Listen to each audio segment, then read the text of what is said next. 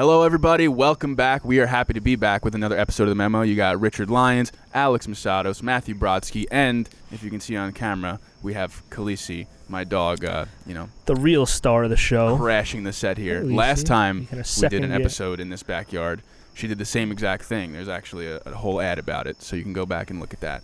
But we're here. It's a nice night out, so we figured we'd sit outside in the backyard and get a little memo going. We got a few things to talk about today. We just finished watching the Bucks Heat game, which is Game 3. Game 3, and that series is not going the way that anybody thought it would. We got a little bit of NFL news here and there, just to touch on a bit. Nothing crazy. Last-minute roster moves getting done before the season starts. We're gonna bring back the stamp shred again, like we did last week, and then we're gonna start off our predictions for the NFL season. I don't believe we've come up with a punishment yet. No. But we're working on that. But same as last year. Gotta say, I did not think when football starts again, I would still be serving last year's punishment. Yep, he still has the blonde in the hair. So for those of you who don't know, last year... I feel like you've grown to love it. I do like it at this point. Frosty tips, baby. So last year, we had the loser has to dye their hair blonde. As you can see right there, Matt still has the remains of his hair being bleached blonde. So this year we got to figure out another one. What it is we predict 4 games a week, and at the end of the year, we look at our records, and whoever's in last has to do something fun. Yeah, that'll be determined. We'll figure something out. Maybe we'll ask you guys, post something on Instagram, take a poll. I don't think we've really put much thought into it this year of what we could be doing. But I don't think last year we figured it out until like week 8 anyway. So yeah, it doesn't matter. We'll get there. As long as we have the records.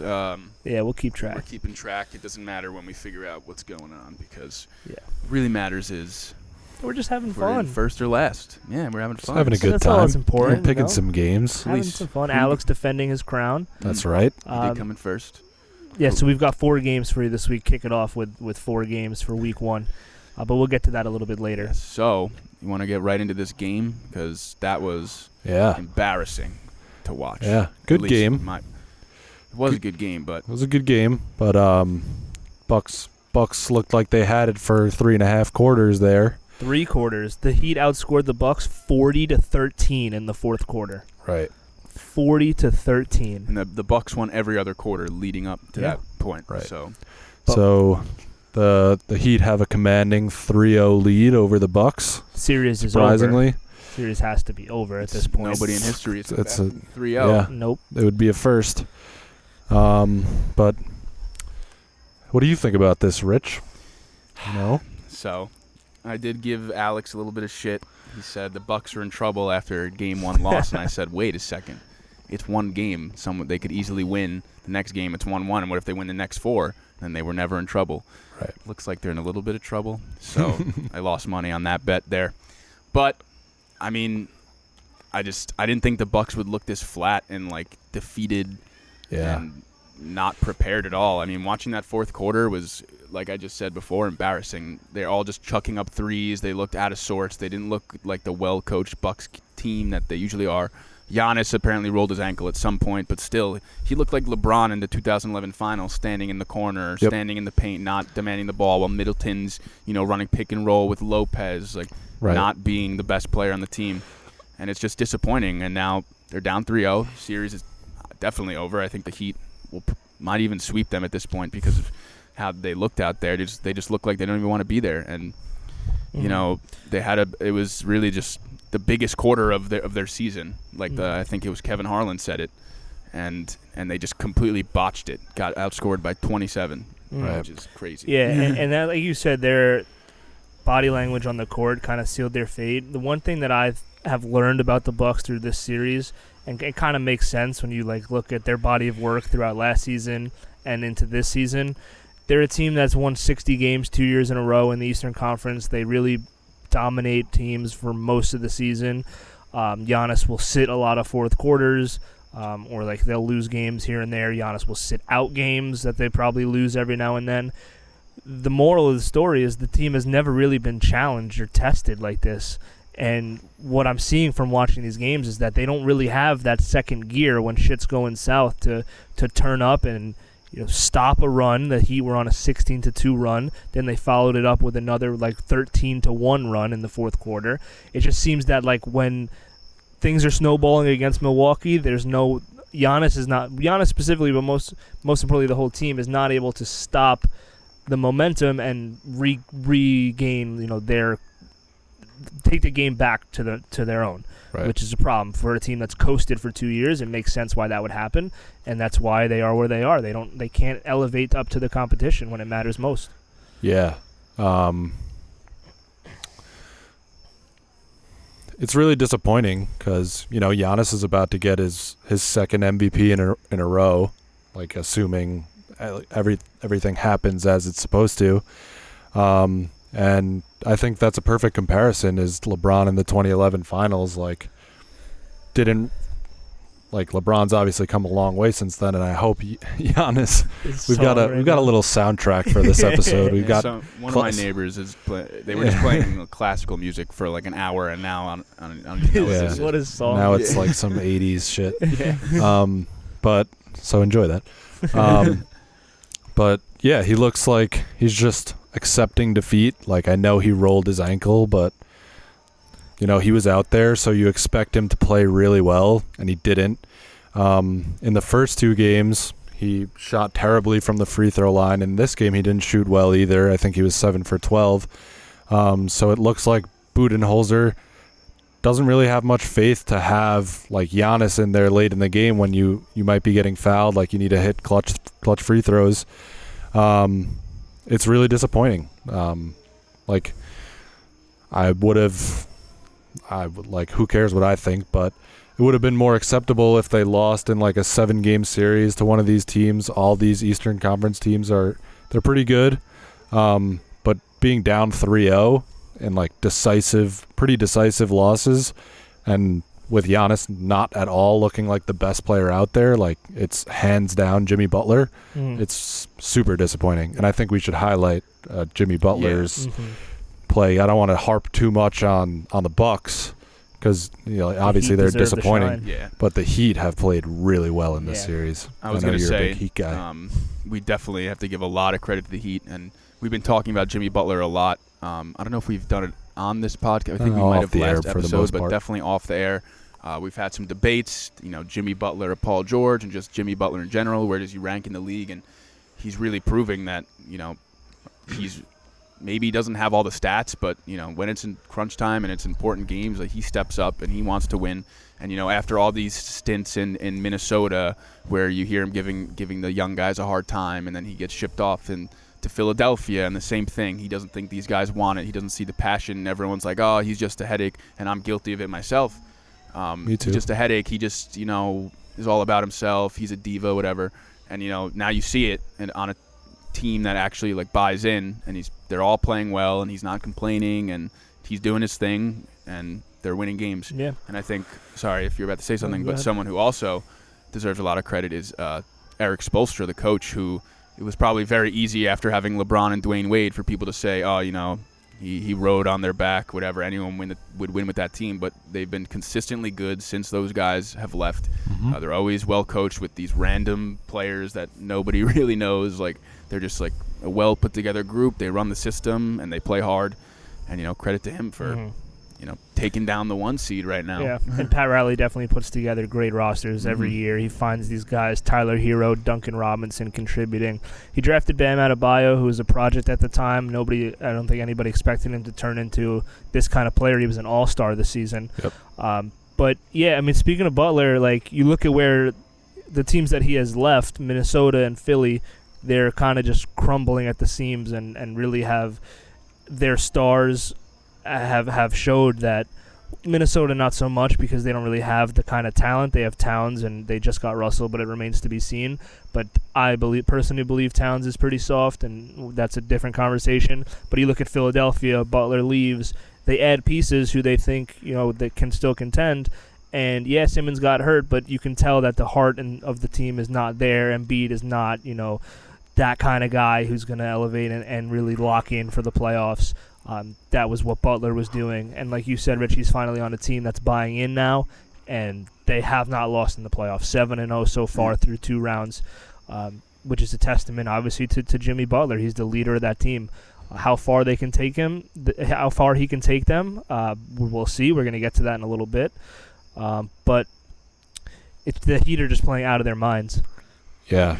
You look at like the Timberwolves now are pretty terrible. The number 1 pick in the draft. yeah, they have the number 1 pick in the draft. When Butler was there, they won 47 games and they made the playoffs in the Western Conference. And pretty much every year outside of the years that he was with them, they are terrible. And now you're starting, as you said, you're starting to see it with the Sixers. It's kind of a fall from grace for them. So it's really looking like Butler's one of the most valuable players in the NBA. Yeah. And the last thing I'll say on this is because back to the Bucks, and we've been killing the Bucks. Obviously, they deserve it for how they've been playing. But when it comes down to it, and this is something that I have been saying all season, for a 7-game series, I personally thought it would be Philly who would be the ones to lock them down and knock them out, which I was wrong about. But when you play a team like the Bucks and you have Giannis for a 7-game series and you're able to cue in on him, focus your defense around guarding him for multiple games at a time, and that's the only focus that you have, you can see it's a lot easier to expose his weaknesses and force him to do things that he's not comfortable doing. And again, like I've said this a bunch of times, but during the regular season, if you're the Heat or if you're one of like the Nuggets or whatever, and Giannis pops up on the schedule one night in a back-to-back or whatever, obviously he's going to go off for 30, 15, and 15 because he's just there. And like you play the game, whatever happens, he's going to get his numbers. But when it's a focused series and he is the focal point of the other team's defense, I think he's a lot easier to defend and look outside the team. They have Middleton, who's good, but aside from that, he's obviously missing another superstar. So if he's the focal point of the offense, it's easier for a defense, especially a good defense like Miami, to really make him uncomfortable and force him into situations that he's not used to being in the regular season. Yeah, you've been sticking by that point for a while now about keying in on Giannis in playoff series, and we do have.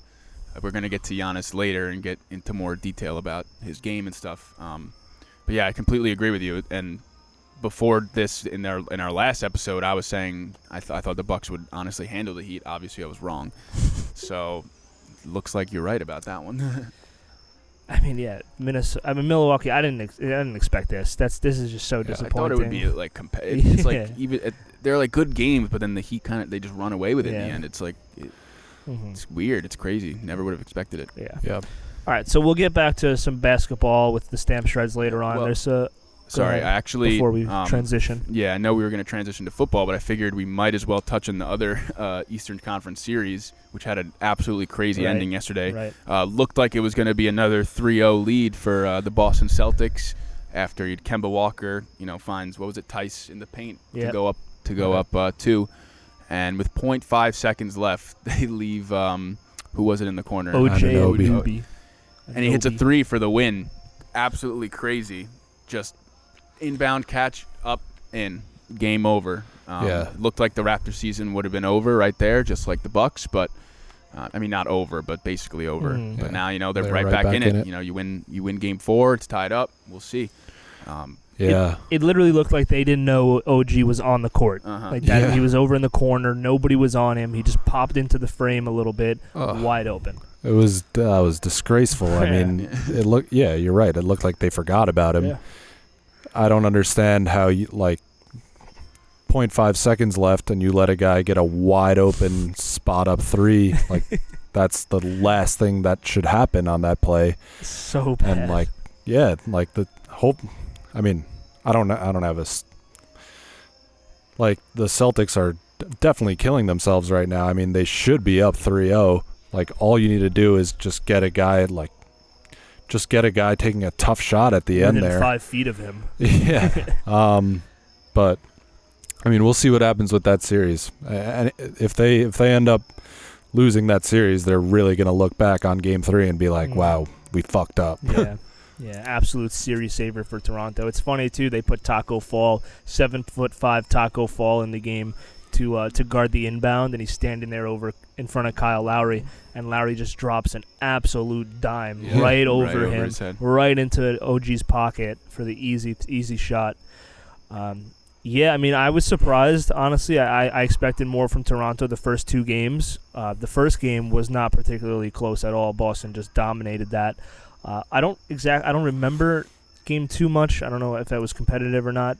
It was closer, but like Still convincing. Celtics had it in the bag. Yeah, so that was big. And now I guess the series will change. Toronto can come out and tie it up, but we'll see. That I think it's still up in the air who comes down with that one. Yeah. Yeah, I'm hoping it ends up being a good series, considering this other series is not really competitive at all. I just figured we might as well touch on that a little bit before we get to the little snippets of NFL news we got. I hope it's a good series. I do want to see Celtics Heat Eastern Conference Finals. I think they're the most formidable teams to take on one of these Western Conference teams. But that'd be fun. Yeah, that'd be a fun series. It'd be cool. It'd be cool to see like Butler in the finals. It'd be cool to see Tatum in the finals, Jaylen Brown in the finals. These Butler's not really up and coming, but it'd be cool to see them get their licks off in the NBA finals. Definitely, yeah. It's new faces, whatever way it is. It's going to be new faces. In the East, definitely. The West, maybe not so much if the Lakers are able to get back there. Obviously, LeBron in the finals go hand in hand. But at least we're going to get something fresh. Yep. But, yeah, moving on. Obviously, NFL starts in, 6 days from when we're recording this. By the time it drops, it will be the week of week 1. And teams are now making some final last-minute roster moves, some adjustments, some cuts are getting done. People are being announced starters for quarterback position. Now, I guess we can just start on some of the more notable moves that were made today. A little surprising. This was surprising for me. I don't know about you guys, but Adrian Peterson was released by Washington, the Washington football team.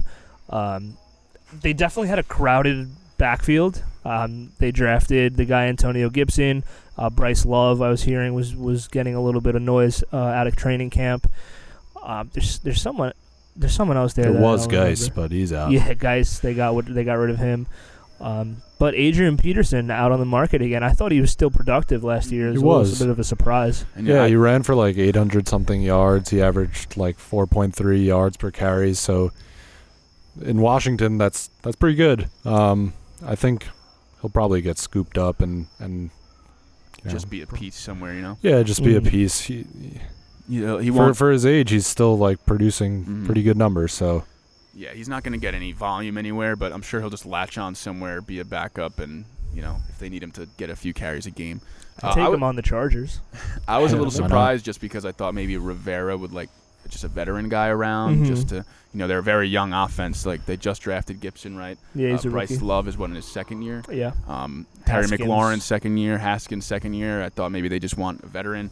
I know they have Alex Smith on the bench, just like to maybe help Haskins, but he's not getting in the game, even if Haskins does go down. So yeah, it was surprising, but also at the same time, coming from a guy who coached McCaffrey and how they used him. I'm not comparing Gibson to McCaffrey, but it seems like he wants a 3-down guy who can catch the ball, run the ball, do it all. He's not really looking for this committee, so maybe it makes sense. Yeah, I guess I don't really know much about Antonio Gibson, to be honest with you. I'd assume he must be having a pretty good camp if they feel comfortable letting AP go. So he's going to get some opportunity and see if he can take advantage of it. But it's also possible maybe they told AP, like, you're not going to get much run here. And he was like, all right, I would rather find another team that that can compete for a Super Bowl or something. Respectful release. Yeah, but I was honestly the first, and this might sound ridiculous, but the first thing that came to my mind with all the pressure that's on the Washington football team from like social justice and like misogyny standpoint, like maybe they just don't want Adrian Peterson there because of his history, but that kind of seems like a stretch. Yeah, I guess they're definitely trying to change the culture, a culture that needs to be changed in Washington. For sure. Goes all the way up to the top. So understatement. So they made that move with Geis, and they were out front about it, addressing that this is why they're doing it. They have to change the culture. So yeah, I mean, I'm not sure, but I mean, I'm sure it could have factored in. There's a couple different reasons he's not worth keeping around with that baggage. Right. I mean, even if they weren't trying to change the culture, you gotta let go of Geis. Right. Yeah. Oh, yeah. Every No team, way any he's team, staying on any that team team. would have done that. Right. Yeah, it should be interesting to see where he lands. Obviously, a lot of teams right now are doing committee type running back situations, so I'm sure there's a spot for him somewhere. He seems like he still wants to play for a couple more years. I'd like to see him on a contender. Yeah. Giving sure. playing some meaningful football like late in the season. Back to the Saints, baby. Yeah, it's not something we've seen from AP in a while. So. Or the Cool. Bucks, Fournette, AP, Yeah. Ronald Jones. The Vikings should bring him back. That'd be pretty cool. Nice little reunion there. Kick Dalvin Cook out the door. Yeah. Dalvin wants a contract. Yeah, we'll bring in one of our fucking greatest players in franchise history. I'll give you That that. would be Cool if cool. he retired there. I mean, Yeah. Yeah. But that's our running back news, right? And then we If we're going to stay in the position, we can talk about Leonard Fournette Right. moving on to Tampa Bay. Yeah. Another surprise release that kind of came. It was a couple days ago. Yeah. They just got rid of Fournette. They're cutting everybody. Yeah. It looks like they're in full tank mode. They also just traded 23-year-old safety Ronnie Ronnie Harrison Harrison to the Browns. Supposedly they want to cut ties with D.D. Westbrook. They want Trevor Lawrence, is what they're doing. I mean, I don't blame them. Yeah. But it looks like the Jaguars are going to be a candidate for winless next year. Mm-hmm. Sorry, Gardner. I'm a big believer still. I know you're going to pull through. But yeah. I mean, They're not giving him any chance. yeah, I mean, I guess it's been kind of well documented that I don't think he's the greatest, but now he just has they no don't shot. want him to. They're just like, Yeah. we're gonna Yeah, be don't bad even- and we don't care even Yeah. if you're good. We're just we gonna don't Trevor want this Lawrence. controversy. We Yeah. don't want any doubts. We want Trevor Lawrence. Yeah. Like whatever happens. Yeah, he's definitely set up to fail. Fournette has had his troubles, with effort, and I've heard he's missed a lot of meetings and shit like that, oversleeping. He seems like a guy who his head is not all there with football.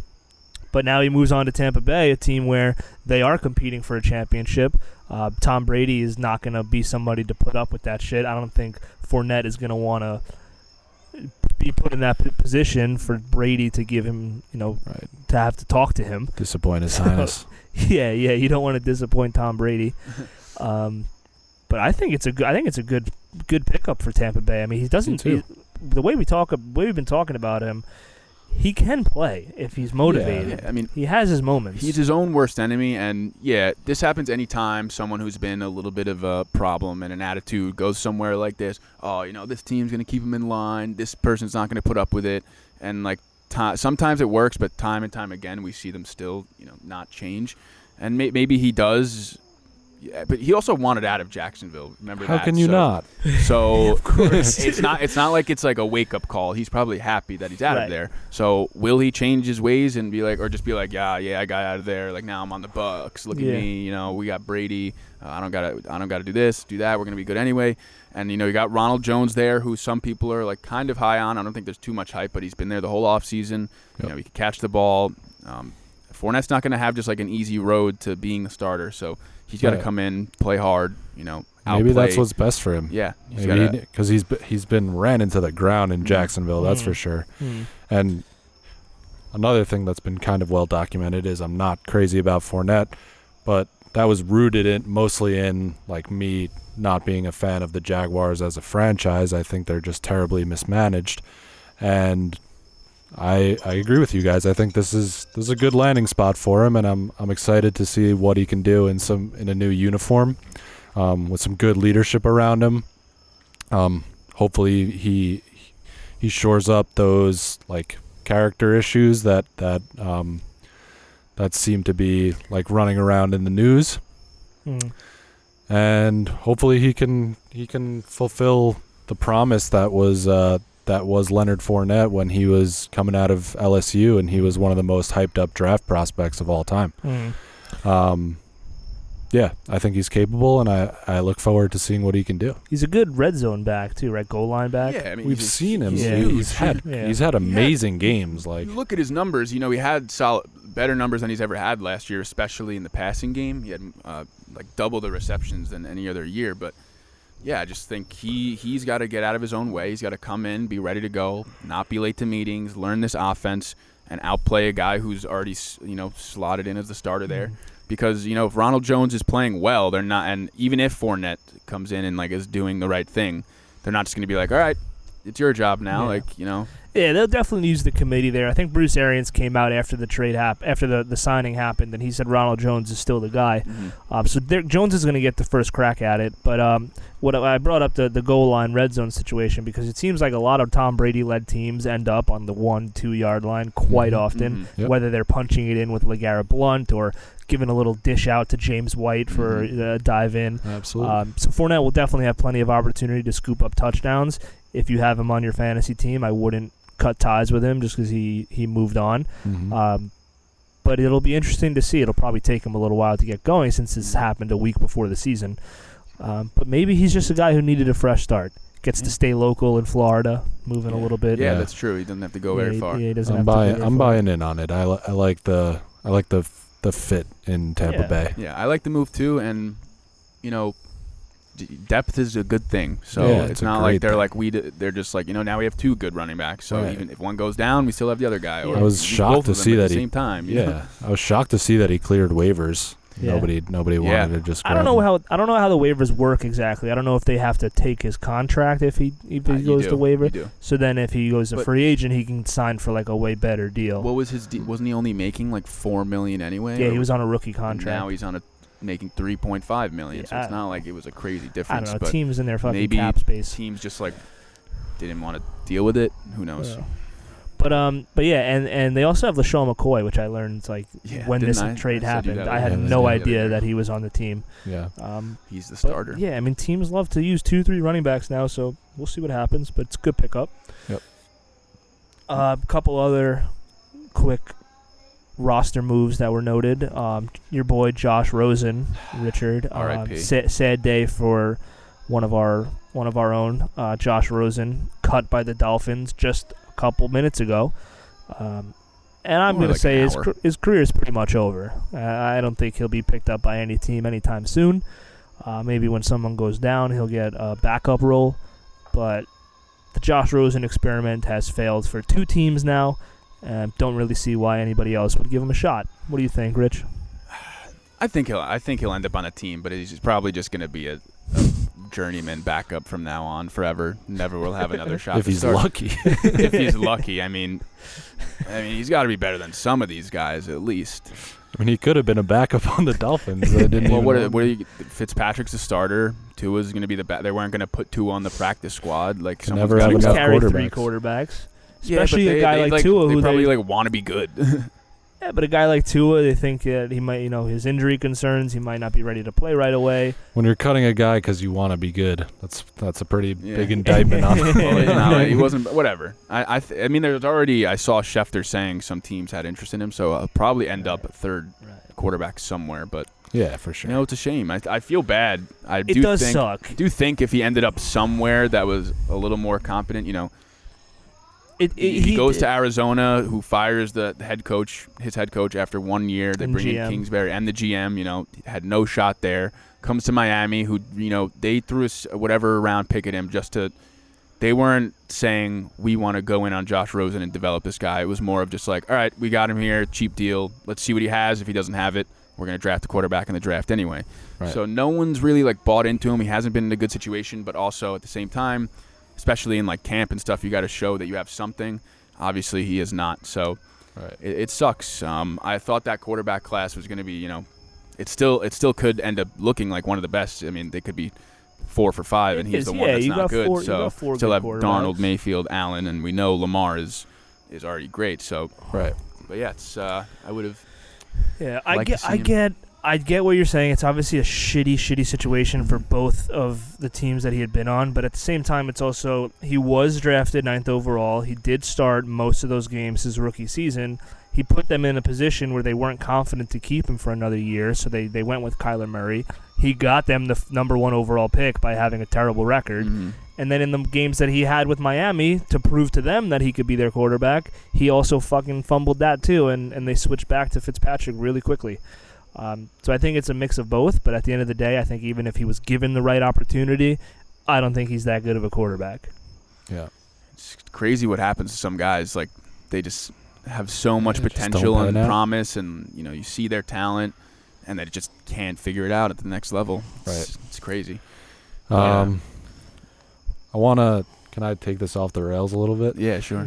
I think we should say there were a few big sports deaths recently. There was I want to say rest in peace to John Thompson, Georgetown head coach. He was huge in like Patrick Ewing and Allen Iverson's development, and he was really instrumental in like the whole social justice effort. So rest in peace to him. Rest in peace. Rest in peace to Lute Olson, who was another college head coach. I think he was Arizona's coach. He coached them to multiple Final Fours and I think a championship. Rest in peace to Clifford Robinson, former Portland Trailblazer, and not sports, but sports adjacent. Rest in peace to Chadwick Boseman. Yeah. What about? And rest in peace to Tom Seaver. Oh, yeah. I thought that's who Who's you one were of the going to say. Best pitchers of all time. Mr. Sorry. Met fan. There's all these deaths recently. It was a string of very unfortunate deaths. And sorry to cut you off for a second, but the franchise, Tom Seaver. Boseman played Jackie Robinson in movie 42, so that is a little sports related. But I thought you were going to say Tom Seaver last. But I don't know how that slipped my mind. But rest in peace to Tom Seaver, greatest Met of all time. That's a tough one. Supposedly he was struggling pretty bad with dementia, so hopefully he's at peace. Yeah, rest in peace, all of them. I didn't know much about those guys you just named. I knew Tom Seaver just because my whole family's Met fans, but the one non-sports one, Chadwick Boseman, that one I couldn't believe that tweet when I saw it because it was from his Twitter account. Right. So I got the notification, I opened it a little bit to see the little pictures, and it said from his account, "We are sorry to announce the past." I was like, did he get hacked or something? Is this fake? And they just announced it that way. But it's the most liked tweet in Twitter history by far. They showed all these pictures of him the past 2 months, and there was this whole he did an Instagram video, and everyone was making fun of him for how skinny he looked. Right. And I remember watching this video of this one guy who I watch on YouTube, he reacts to stuff, and he was looking at it, and he was he's like, this doesn't look like he's getting ready for a role. He looks like something. He was the only person. Everyone else was like, oh, he's probably losing. The Christian Bale, crazy. He loses weight. Right. And everyone was saying, he's he looks like he's sick. I'm very concerned about him. And he's the only guy who caught on. Everyone just, jeez, it's crazy how he kept it a secret. I mean, it's so sad.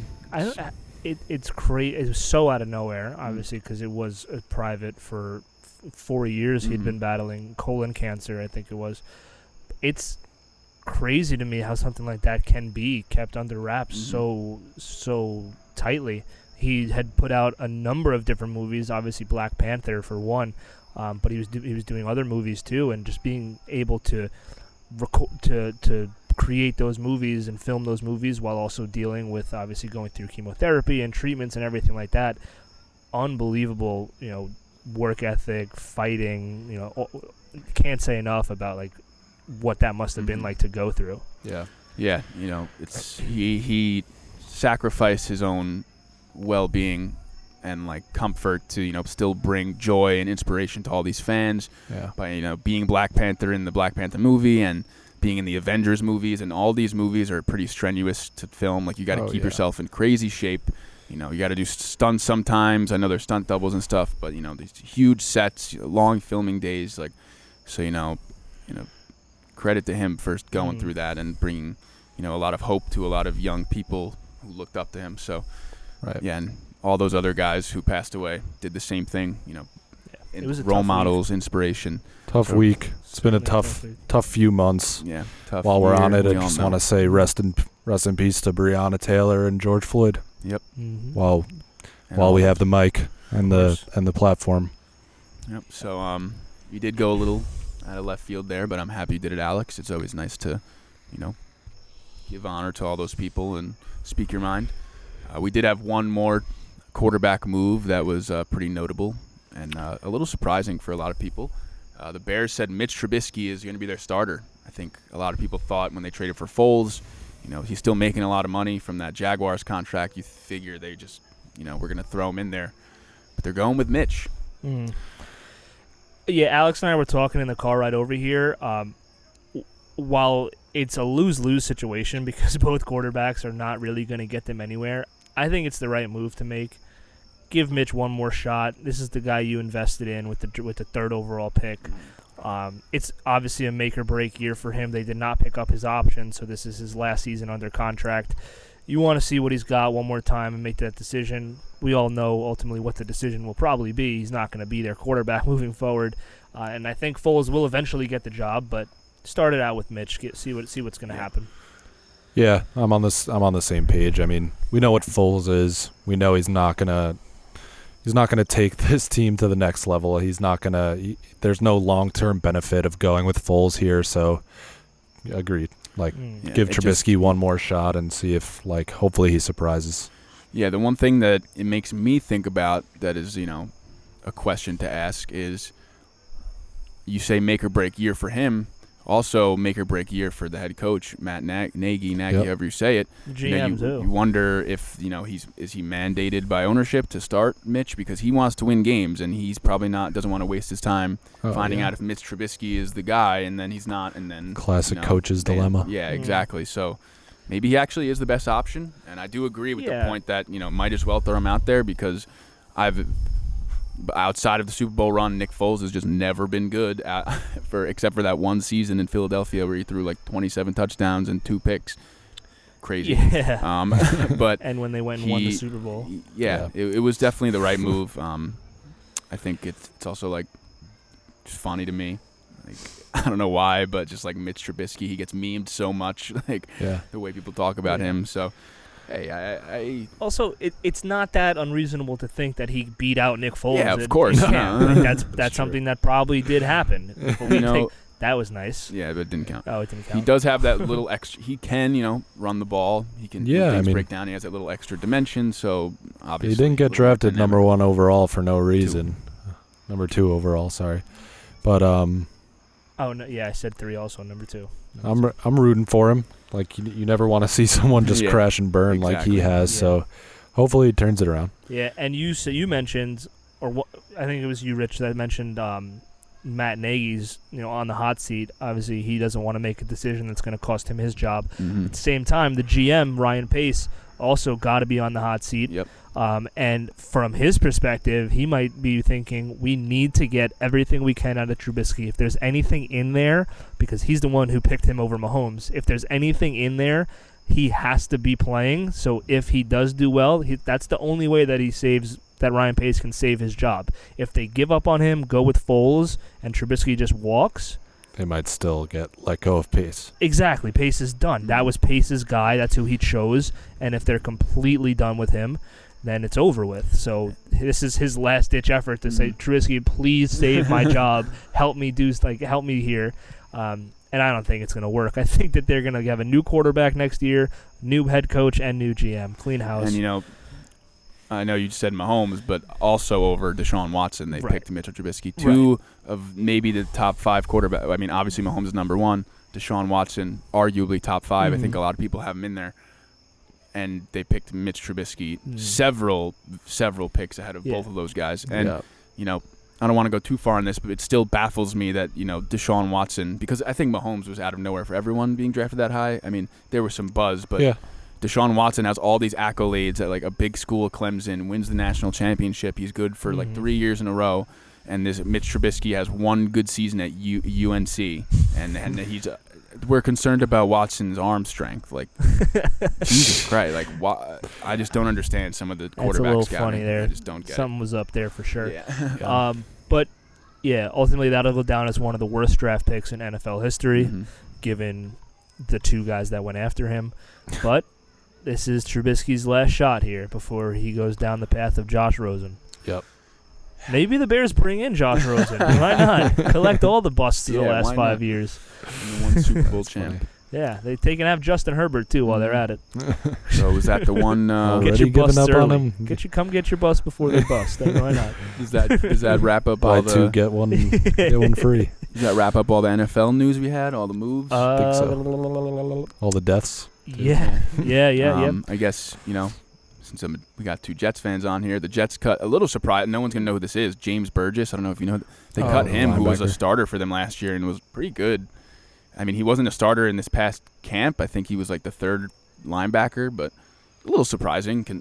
It was like, I don't think anyone expected that. But they do have a plethora of inside linebackers, so it doesn't make a difference to the team. But if you're a Jets fan, bye-bye James Burgess. And Jonathan Harrison, who was not good center for who Mike McCagnon's signed to be the starter last year, and that's why we had to sign Ryan Khalil out of retirement. So look how that went. All right. I think That's we can funny. move on to some stamp shreds. Yes, sir. Okay, 2 stamp shreds for you here today. One, we'll start it off. What? That was funny. A guy who we spoke a lot about earlier.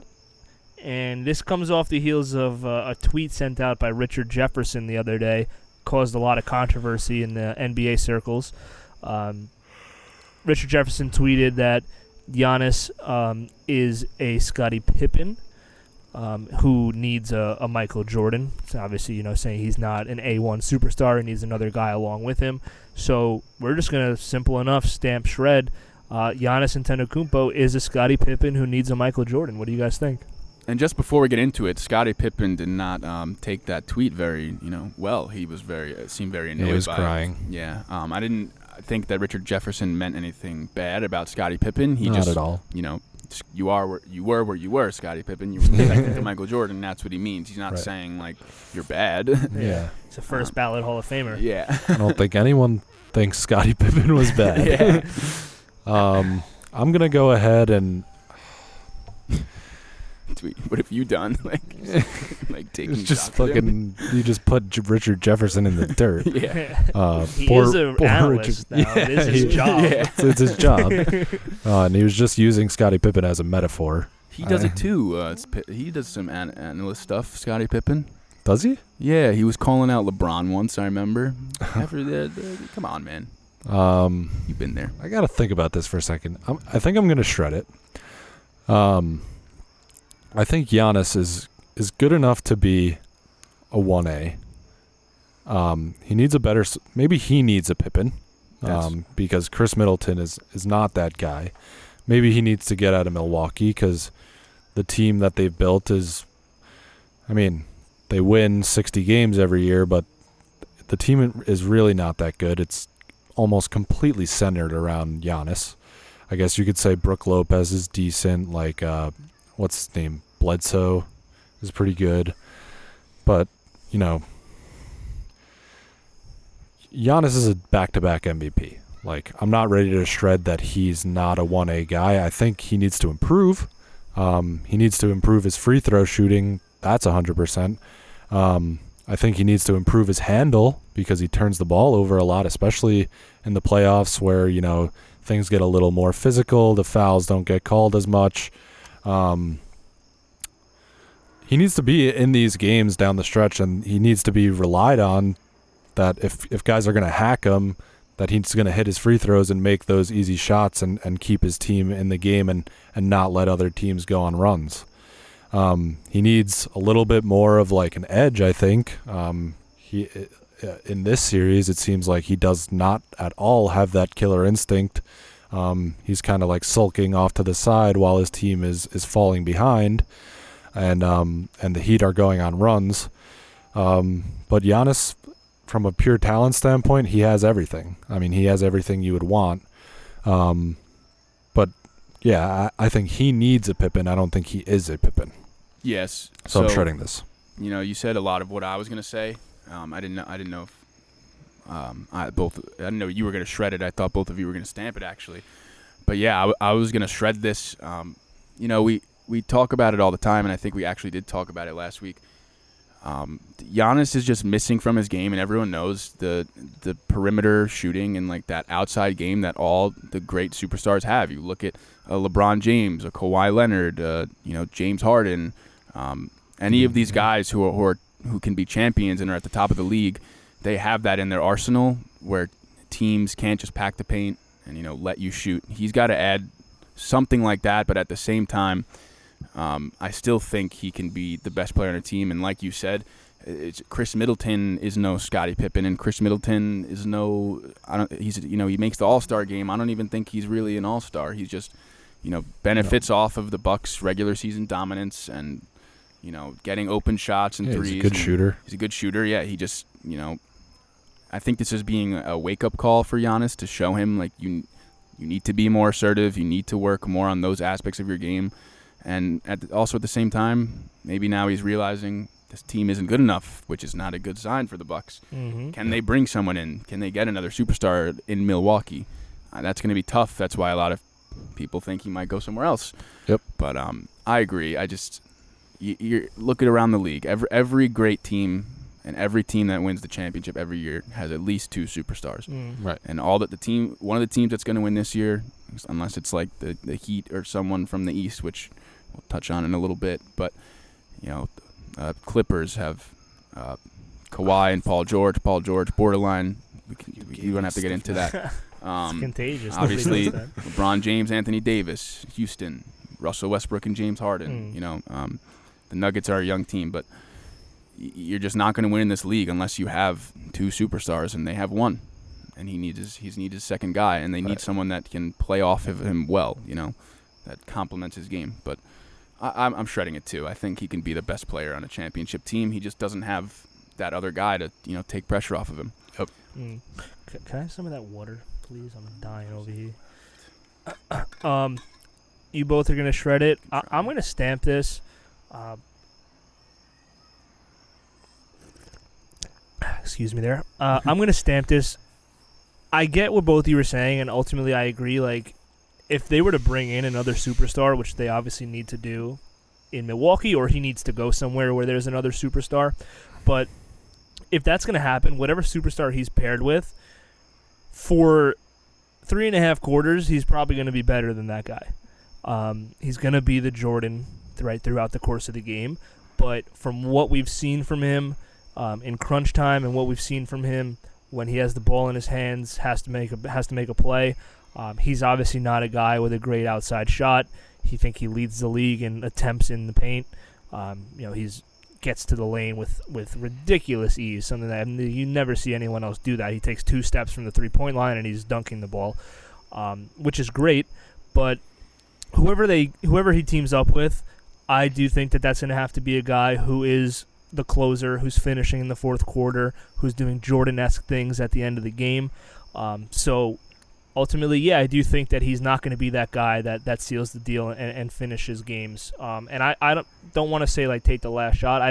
If you think back at Giannis's games, does he ever hit, like, buzzer beaters? Have you ever seen him? Can't remember a time where he's, like, hits a game-winning shot or buzzer beaters. Does that happen? Not also, like, at the same time, often. Obviously, we see all the time, guys dribbling out the clock, waiting for the last shot. But a lot of the times, you see other role players taking these, like, inbounds plays, other guys getting the ball. It's not always just, the best guy gets it and shoots it. So Anunoby, right. And so that's what I'm saying, like, because I'm the first guy to say, like, it doesn't matter about the last shot. That's not what's the most important play. That's not the most important thing that a guy is. Like, throughout the course of the game, that body of work is what determines his value.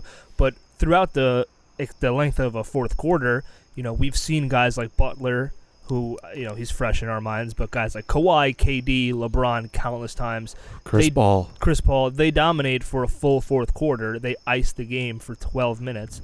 I'm looking at these past couple of games. I see Giannis on the bench with 7 minutes to go, resting up. That's obviously a organizational decision by the coach, which I don't agree with, but he's not going to be he to this point, he's still 25 years old, but he hasn't been a guy who, when you need him the most, steps up and closes the game.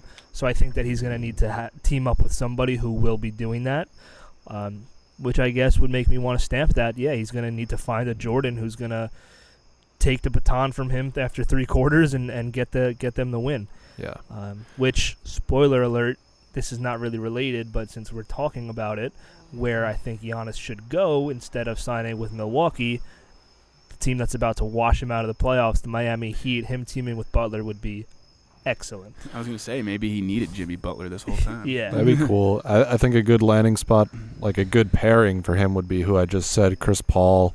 I've heard that Toronto is interested in bringing him in. Him and Lowry would be a cool combination. I think, like a pass-first point guard who can also hit shots down the stretch would be a perfect pairing for Giannis. Maybe he can just ask Michael Jordan to come out of retirement. Yeah. And he'll have his Jordan. Yeah, can I have my Jordan, please? I don't know. It's tricky because he obviously is a superstar and puts up ridiculous numbers and can be the best player on the floor most nights. And it's a little bit of recency bias from what we've been seeing, but it's also, this happened last year too when they lost in 6 to Toronto. There's something missing from his game. Obviously the shooting, but there's some sort of intangible that's there that he's lacking right now. And I think it's mostly his handle. Like he doesn't have good handles. He dribbles, like he's obviously huge. He dribbles way up here. It's really easy to take the ball from him when he's not like full steam ahead, like about to dunk from half court. He needs to be able to like create his own shot. He can't. No, he can't. And he's just so stiff, dribbling and shooting. His shooting motion is disgusting from three. It's so ugly weird. From the foul line too. LeBron just annihilated Russell Westbrook. Oh. That's sick. All right, so it'll be interesting. He definitely needs another star, whether it's a Pippen for him or a Jordan for him. He needs something. That metaphor, whatever it is. And Richard Jefferson just I think every star in this league needs that. So it's not, it's not a knock on Giannis thing. Right. It's if you want to win in the NBA, you need another star because all the other great teams have to. So that's really what it is. So wrap up that Stamper Shred. We'll move on to the second one here. Last touch on basketball for the night. The Stamper Shred here is, we kind of honestly came up with this one on the spot last minute here. We were struggling to put together something for the segment, but given the way that both LA teams are playing right now and who they're matching up against, seems like we're destined for that in the conference finals, the Battle of LA. But we're going to Stamper Shred here. The NBA champion will be coming out of Los Angeles. Sorry. You know what I think, so. Yeah, I'm stamping this. What do you think? Denver. I'm going to stamp this. I think it's going to be really interesting to see the Heat or the Celtics or maybe the Raptors. I think the Celtics are going to win that series. So the Heat or the Celtics in the finals. That'll be cool. It'll be cool to see Tatum on the grandest stage of them all. Like it'll be cool to see Jaylen Brown, Jimmy Butler, these guys who are putting together really good playoff performances. They've been super fun to watch. That being said, the East is just not what the West is. It's like the superstars aren't as bright. The teams aren't as deep as, say, the Clippers. Like no team in the East has a LeBron James, an Anthony Davis, a Kawhi Leonard. That's where I'll stop. I'm not going to say Paul George. But yeah, like when it comes to those two teams, I think the finals, it'll look like the men versus the boys. I hope we get a good series out of whatever the finals ends up being, but I don't think any of these Eastern Conference teams have a chance now. Yeah. So stamp. I agree, and it's really what we just touched on with the whole Giannis thing. Like no team in the East has that, two superstar lineup. I know we're not going to call Paul George a superstar right now after, what he's put together in the playoffs so far. But, they have Kawhi Leonard, who's top 3 player in the league. Obviously, the Lakers have LeBron and Anthony Davis. They both seem just more like well-rounded.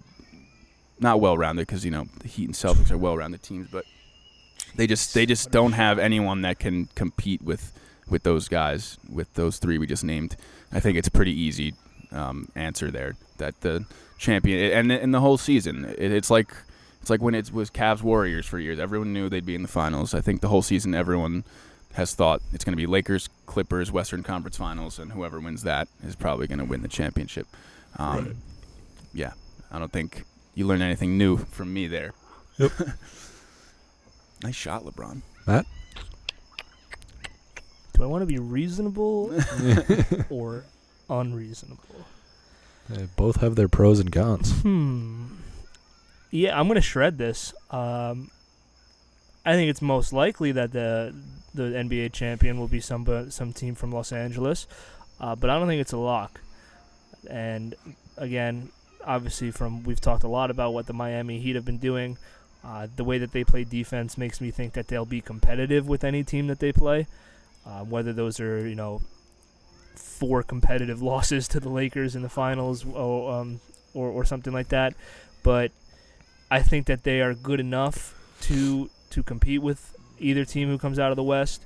They have that closer in Jimmy Butler who's not going to go away. The thing that does scare me, though, if it is the Lakers that match up against them, is the Lakers obviously do play very good defense themselves, so they could give those shooters like Hero and Duncan Robinson some trouble. But listen, the way that the Heat's been playing, I don't think it's right to just completely write them off and say it's guaranteed coming out of LA. I get your guys' points. They are the way better rosters on paper, but we've seen some weird things in the bubble already, so I don't think that it's completely impossible. And also the way that the Celtics have been playing too. If they're the team that gets past Miami, they're a pesky team that plays good team basketball, just like the Heat do. That'll be a great series if that's what we get. And I think these are 2 teams that are very hungry and willing to compete, and they're not going to be afraid of LeBron or Kawhi or whoever it is. That might only get them so far because they're obviously going to be the underdogs pretty significantly.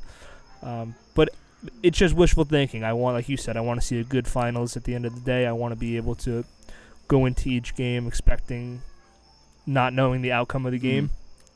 And I think that the East is being a little underrated with the way that the Heat and the Celtics have been playing. They really are teams that, while they don't have those superstars like they have in the West, they play great basketball and they find a way to get wins.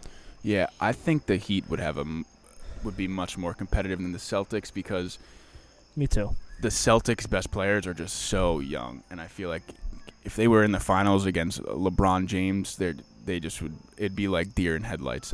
It kind of reminds me. I mean, I'm not going to compare them to these stars, but when the Thunder went to the finals, when like KD was like 23, they were all so young, and they just got bodied by the LeBron and Dwayne Wade. They just weren't ready for it. Mm-hmm. And it'd be cool to see. Obviously, it's an achievement just to get there, but I feel like they would just get smacked by either of those. Like Clippers or Lakers would just take them down, like 5 max. Right. Yeah. No, that's fair. I mean, it definitely is what would be expected of them, whatever LA team comes out to win in 5, maybe 6. But yeah, I mean, I hope I'm right. I hope that they're able to compete. I just wanted to give some more credit to Miami for what they've been playing. Yeah, no, of course. Some love. They would be the better matchup for either of the LA teams for sure. In my no matter what it is, it'll be. I'm looking forward to it. It'll be a new matchup. It'll be cool. And it's the NBA Finals, man. Right, yeah. But yeah, okay. We better get that Clippers-Lakers series because that's what we've been looking forward that's to what we've been waiting for all year. Talking all the shit. We got a delay. Over a year now. Oh, I'm excited. All right, let's switch gears here. We'll wrap it up with our final segment. The NFL is back this week, week 1. Doesn't feel like it. No preseason games, but it came up quickly. And we've got 4 games for you here. A lot of good games in week 1. It was tough. We had 5 games that we were potentially going to use, cut it down to 4. But we'll start out our pick segment here. Honestly, I don't have the home and away teams off the top. I wrote them down. I don't know what it is. There's no fans. I'm going to wait. We're going to put that into our predictions. If you want to look it up, go for it. It matters. Okay, so I know the first one is Texans at Chiefs. That's Thursday, first game of the season. Think I know where we lean here, but who wants to start us off? Yeah, obviously going with, reigning Super Bowl champs, Kansas City Chiefs. After what Bill O'Brien has pulled this offseason, I don't think they've changed much over there in Houston. So I'm not expecting them to come out guns blazing against a team that is definitely the favorite to win the Super Bowl and Kansas City. Probably will win the Super Bowl. Going Chiefs here. Vikings are the home team. Yeah.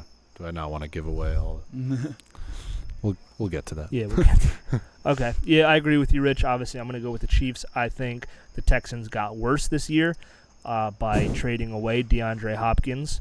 I do have David Johnson on my fantasy team. I am expecting him to – wait, do I? In one of my leagues, I do have David Johnson. I'm expecting him to actually – to be productive this year because Bill O'Brien obviously has a lot invested in him. They're going to want to get him the ball. But I don't see them winning this game. I think the Chiefs win pretty comfortably and pick up where they left off. Yep. I'm on board with those picks. I'm just not ready yet to pick any team over the Chiefs. Until further notice. Yeah, until further notice, and I agree. I think the Texans got worse, and they did beat the Chiefs last year in the regular season, right? So that happened, but now they don't have Hopkins, so that's a huge loss. Bowler, baby. I think the Texans are going to be a solid team just because they have Watson. He's a game breaker. He's going to keep them in every game, but not against the defending champs. So I'll take the Chiefs as well. Okay, starting off hot here with the predictions. At least I don't know what I was going to say there. Moving on to the second game of the week. We'll be tied after Thursday. Yeah, that's thank you. And we will at least be tied after Thursday. So the fun starts on Sunday. We have the Dallas Cowboys against the Los Angeles Rams.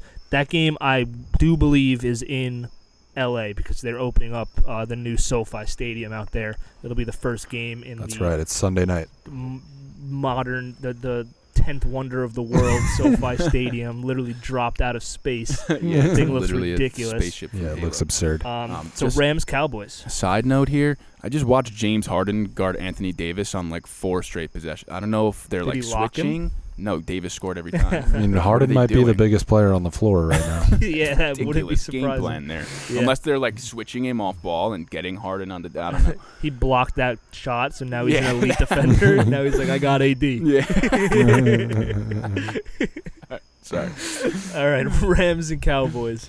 All right, I'll start this one off. I'm going to take the Cowboys. I know the Rams are opening up SoFi Stadium.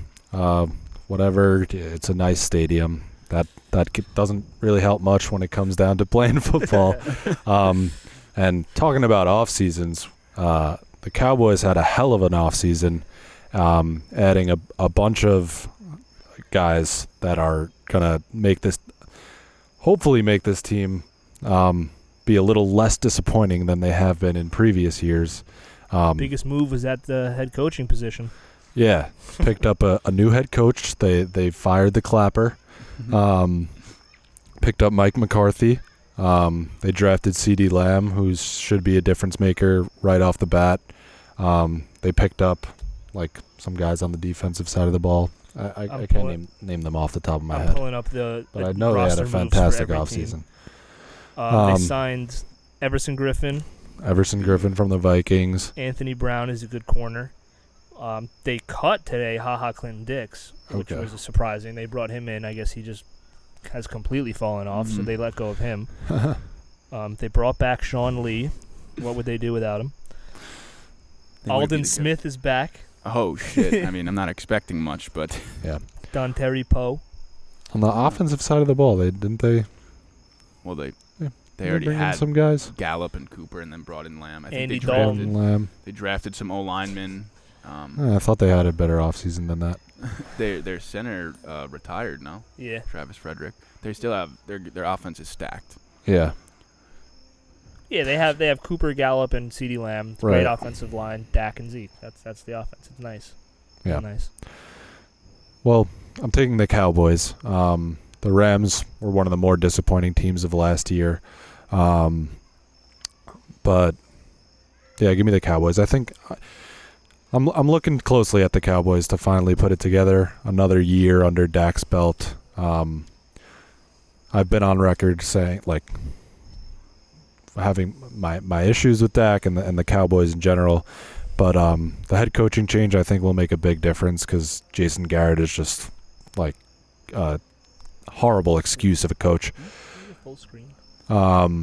So I'll take the Cowboys to ruin that grand opening of SoFi Stadium.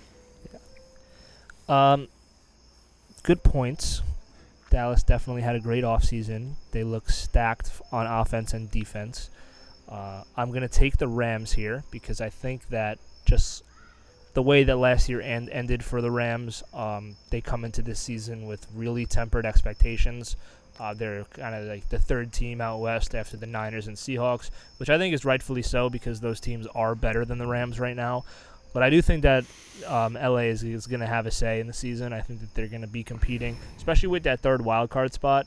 I wouldn't be surprised if they were able to grab one. I've been watching them on Hard Knocks, and you don't really learn anything there, but I've been watching them on Hard Knocks. But I don't know. I think that almost like addition by subtraction on the offense with Cooks and Gurley going out, I think that they can run a more condensed and like legitimate offensive scheme. They know that they have Woods and Kupp, who are gonna have great years. I think for fantasy purposes, I'm very high on Robert Woods, but I just think that they're gonna come out and like they know people are doubting them. They know that their expectations are not what they were coming off the Super Bowl 2 years ago, and I'm expecting a big bounce back year from Jared Goff. A lot of, I think, their issues last year stemmed from a beat-up offensive line. They had a lot of guys in and out starting, and they had to rely on some late-round rookies at times during the season. So I think when you're catching the Rams at their healthiest, week one, they're motivated, and I think that they're going to be able to come away with the win because Dallas's defense, while it is good, they lost a couple pieces already with Clinton Dix and Gerald McCoy is out for the year. Byron Jones, is not there anymore. So the secondary is pretty weak. I mean, who do they? I don't even know who they have. They have Chidobe Awuzie. Where's Earl? Yeah, if they bring in Earl Thomas, cutting Dix is kind of people have been pointing at Earl Thomas, but he's not there yet. Did they sign McCoy this offseason? Yeah, Gerald McCoy. Yeah. But he tore his Achilles or something. Right. So I'm going to take the Rams here. I think that it's going to take a little bit for Dallas to get in groove with all the new pieces and the new head coach. And especially CeeDee Lamb. We said this about a lot of the rookie receivers. They might have a tough time adjusting with the limited training camp. But I'm going to go with the Cowboys too, like Alex did. I think they just seem like the more talented team. McCarthy seems to have learned time from his time off, a year off from the league. He didn't just bring in his guys that he always had in Green Bay. Kellen Moore is still the OC there, so that's continuity for Dak and the offense. I think that offense is going to be really high-powered, and they don't need CeeDee Lamb to be great right off the bat because Cooper and Gallup are good enough already. They're going to bring him along slowly, and eventually he'll be a big part of the offense. But they have a good pass rush on the D-line. Their secondary is questionable, but still, I just think the Rams don't match up with them very well. I'm gonna go with the Cowboys. Mm-hmm. Okay. I'm not low on the Rams though. I just it's good. It's a tough matchup. Yeah. It's a matchup of two of the more disappointing teams of the last year. So it'll be interesting to see how they bounce back. Yeah. Okay. Game 3. So we had 2 Cowboys, 1 Rams. Game 3 here. Great game. I think this one's tough for me to pick. We have, I don't know who's home and away here. We have the Tampa Bay Buccaneers, Sunday Night Football, Tampa Bay Buccaneers against the New Orleans Saints, which is going to be a sick game. No, it's not true. Not Sunday night? 4:25, yeah. Oh, what's the Sunday night game? Cowboys-Rams. Okay. Sorry. Saints are the home team. Bucks at Saints, 4 o'clock Eastern time. I'll start us off here since you guys went. And I'm going to think of this on the spot right now because I don't know who to pick. But I'm going to take, again, similar to my reason last time. It's a tough one. Yeah, I think I'm going to go with the Saints just because of the whole continuity factor, given that the training camp was short, no preseason games. You don't know how in sync the Bucs offense will be from the start, especially they just brought in Leonard Fournette. He might not play that much, but there's a lot of new pieces over there that have to get acclimated to each other. The Saints are ready to roll. They coming off another disappointing season last year. They seem to always fall short in the playoffs these past couple of years. But this is going to be most likely Drew Brees' last chance. before he retires. So they're going all in. So they're making moves right now. They're trying to bring in Jadeveon Clowney last minute, trying to move some money around. I don't expect that to get done before the season starts, and he wouldn't play that much again. Right. But yeah, I'm gonna take the Rams. I'm gonna take the Saints. I just think it'll take a little bit for the Bucs to get rolling, and Brady has a noodle arm. Breeze doesn't have much better of an arm. Yeah. We're gonna go with that route. That's true. I want to pick the Saints too because of the continuity, like you said. But I think this Bucs team is really underrated because this is a team that not underrated. Obviously, everyone expects them to be good now with Brady, but this is a team that won 7 games with their quarterback turning it over 30 times. And I forgot who said this on the radio the other day. Like, Tom Brady hasn't turned it over 30 times in the past, 6 years. Yeah. The fact that this team could, stay in games and, be competitive and almost have a 500 record with that man at quarterback, Jameis Winston, and all those turnovers, I think, you're going to see a very different team this year. This is so tough. I'm gonna take the Bucs. I think Tom Brady, he's gonna want to come out, show everyone he's still got it. He's gonna be fired up. They're a well-coached team. I like Bruce Arians a lot. They have a good defense, a good defensive coordinator in Todd Bowles, and I think they have better overall weapons. I think Michael Thomas is probably the best receiver on the field, obviously, but Godwin, Evans, what's his name? Howard, Gronk. Right. I don't know. We'll see. I'm going to pick the Bucs. Yeah. To get swept by the the Bucs defense is very good. Mm-hmm. Yeah, it's a good defense. Very good. This is definitely a tough one. But I'm gonna side with Brodsky here. I'm gonna take the Saints. Bunch of good points brought up by Matt there. Short off season. I have no doubt that the Bucs are ready for this. They have a leader like Tom Brady, who I'm sure the entire team is, focused just based on, his leadership abilities and getting them, his experience winning football games, being the best quarterback of all time. I'm sure they're all laser focused and prepared to get out there and compete week 1 as best they can. But it's kind of like there's really no way around not being able to develop chemistry in person and in practice. No preseason games is tough. Usually teams have 4 games to just kind of throw stuff at the wall and see what works. As talented as the Bucs are and as well coached as they may be with Arians there, I think it's going to present some issues. And then you look at the Saints on the other side of the ball, and they're bringing back pretty much everyone. They have talent on both sides of the ball. Kamara's going to play. There was a big fuss about him potentially holding out and wanting a new contract. I know that's still kind of up in the air, but even if he doesn't play, they have a serviceable backup in Murray. They still have Thomas. They still have talent on the defensive side of the ball. I think the second matchup between these two teams might be a little more interesting later in the season. But week 1, I'm going to take the Saints. Good. Okay, 2 Saints, 1 Bucs. They're going to get swept by the Heat. The Lakers? The Bucs. Oh shit. Lakers are going to get swept by the Rockets after that first half. Yeah, whatever. Okay. Yeah. No concern. So, on to the last game of the week. Thinking the Lakers are in trouble. Last game of the week that we will be talking about is the Green Bay Packers against the Minnesota Vikings. In Minnesota. In Minnesota, that game is. Okay. I'll kick this one off. Divisional matchups here in the show. I think the Vikings are going to be a good fucking team this year. Another year with Cousins under center. Another year for him to get acclimated. He had a great season last year, even though people like to, give him the shit for not playing well in prime time and not playing well in the playoffs, even after winning a playoff game. So I'm taking the Vikings. I think the Vikings are going to be a really good team.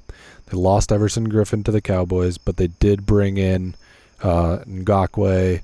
they brought in another defensive tackle who his name is slipping my mind. I think it's like Alex Pierce, but he's also a good player.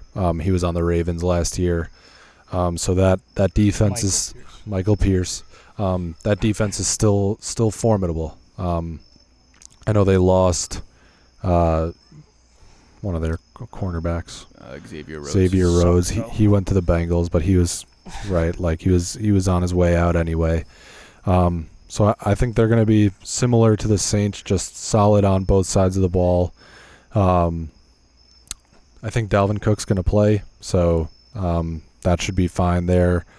And the Packers, not crazy about them. I think obviously Rodgers is still an amazing quarterback, and I might get shit for this, but he's kind of like a shell of his former self, if I can say that. His stats are still incredible. He doesn't turn the ball over a lot. There was a lot of touchdowns. He's obviously still very good, like relative to the rest of the league, but I don't think he's not the same guy that he was when he was the best quarterback in the NFL. So they might be on my list of teams that may disappoint coming off an appearance in the NFC Championship game in which they got demolished. So that's my long-winded take on this game. Give me the Vikings. All right. Well, I disagree with you in terms of Aaron Rodgers. I think that the Packers might take a step back after going 13-3. I think a lot of what happened last year with Rodgers, and Richard, I know that this is something that you had been saying for a while. It had more so to Rodgers, the theoretical decline in numbers had a lot to do somewhat with the new head coaching move with bringing in Matt LaFleur. Mm-hmm. They game planned a lot differently. They used Aaron Jones a lot more than he had been used in previous, or any running back had been used in Green Bay for a long time, which obviously did work for the Packers, but it makes people seem to be a little bit down on Rodgers now as a result. So I think when he's cooking and he's in the mood, he's in his bag, so to speak. He still is one of the most talented quarterbacks in the NFL. I don't think anything has changed in that regard. But I think after what happened this offseason, going 13-3 in the NFC Championship game and not doing anything to improve the roster for this upcoming season, they drafted for the future instead. Well documented how I feel about the Jordan Love first-round pick. I think Rodgers is going to be playing angry. He's out for to make a name for himself again and show everybody, like you're saying, that he is not done yet and he can still compete at the highest level and is still one of the top 3 quarterbacks in the NFL. And I think that we're going to see him go out there and prove that every week, because realistically he's going to be auditioning for another contract with a different team probably after this season, or he'll get traded or whatever, but some team is going to have to come and get him. Because he even said it a couple weeks ago that he expects to move on, if not this year, next year. If not after the season, after next season, he's not finishing his career in Green Bay. So he's definitely going to want to show people that he can still play at a high level. That has nothing to do with the game that I'm talking about right now with the Packers-Vikings. That's more of a season outlook, and Rodgers is on my fantasy team, so I'm very biased there. But I hope that happens. And like you said, the Vikings did make a lot of good moves. Bringing in Yannick Ngakoue is huge to pair with Danielle Hunter. It's this terrifying defensive line. Yep. But I think that the Packers are going to get this win. They seem to have the Vikings number for the past couple of years. And I don't know. I like Green Bay still. I think that while they might not go 13-3, I think that they're still going to be a big-time player for that division in the NFC North. I am picking the Vikings, and I'm not about to compare their defensive line to the 49ers, but we saw what happens when, a good pass-rushing defensive line goes against the Packers in that NFC Championship. They really couldn't get anything going. The Vikings always have a good defense every year. If the Packers can't get that running game going with Aaron Jones, I think Hunter and Ngakoue are just going to wreak havoc and be in Rodgers' face all day and not give him time to throw. I'm picking the Vikings. I don't want to get too in depth because you guys kind of really touched on everything, and the camera's also going to die. So that's my pick. So we got Vikings, Packers, Vikings. Okay. We'll see what happens next week when we come back. We'll see what the records are. Try to nail down a punishment. Yeah, I was going to say we probably won't have one yet, but maybe. But thank you for tuning in. Thank you for listening as always. We'll see you guys next time. Adios. Bye, everyone.